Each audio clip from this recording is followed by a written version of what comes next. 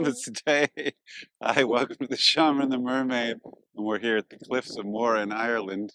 And we're bringing you your astrological forecast. I'm laughing because we're using a selfie stick here. It's windy. We're doing our best. And there's so many people here. But this is for October 6th all the way through the beginning of November. And there is so much going on in this report along with our wind. That we've decided to just give you the fundamentals of this one.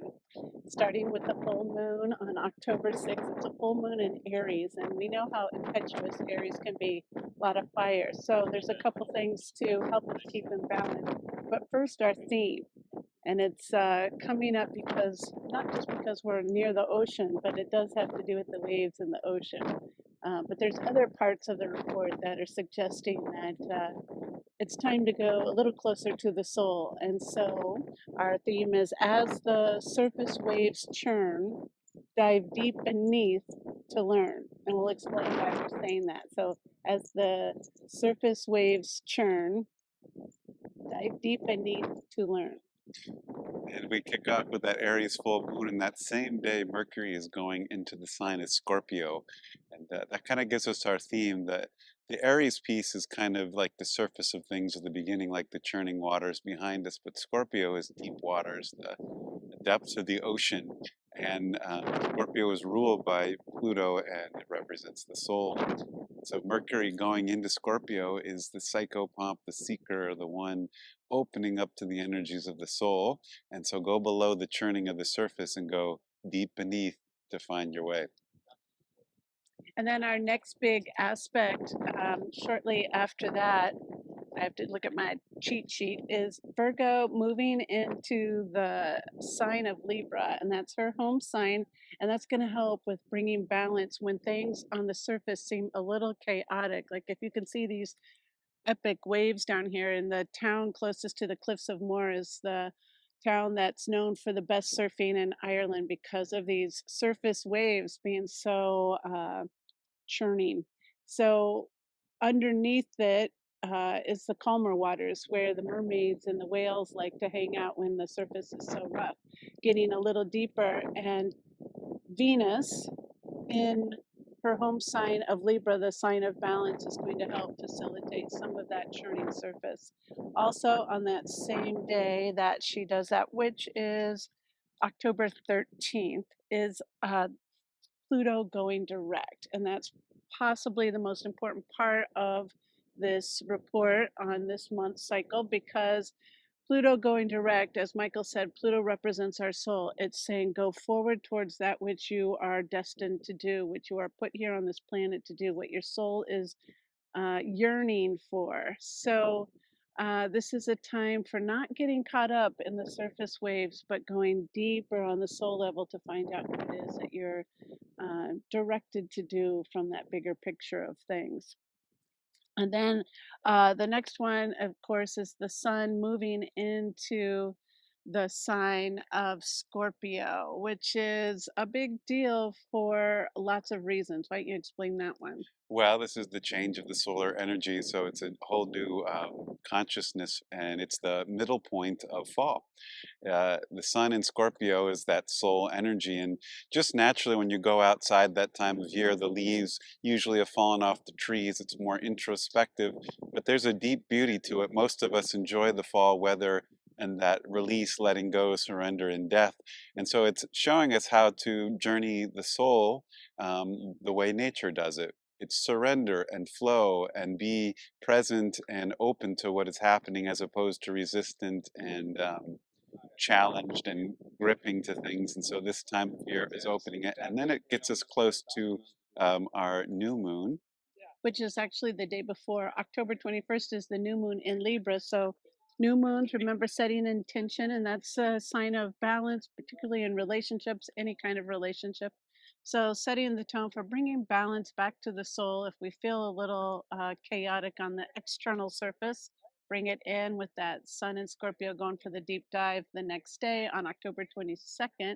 Also, though, big energy, maybe the second biggest energy for this report, is on that same day that the sun moves into Scorpio. Neptune is going to go retrograde back into the sign of Pisces, and it's going to be the last time that it dips into its home sign. It's currently has just stepped out of it and moved into Aries not too long ago, but now it's going to retrograde back, take a sweet spot in its favorite little home of Pisces for a bit. So a lot of water again. And what do you think about Neptune and Pisces? Well, it's quite an energy. I think it's the last time it'll be there, as Katrina said, for That's 142 or so 44 years. long. So this is the closure, the end of a cycle that started 140 some years ago, way back into the 1860s.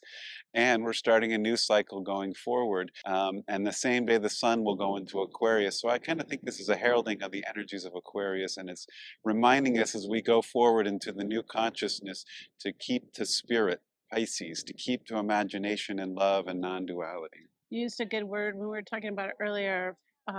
It's the fromage. Is that Ah, the fermata. I fromata? like Fromage fromage. is cheese. We've been eating a lot of it here. Fromata, and it's kind of like I think of it as when the opera is going and the singer takes that note and it's just her own or his own and it goes out and on the last little bit and the music doesn't even keep up with it. It's a good one. Um, Good luck with that one.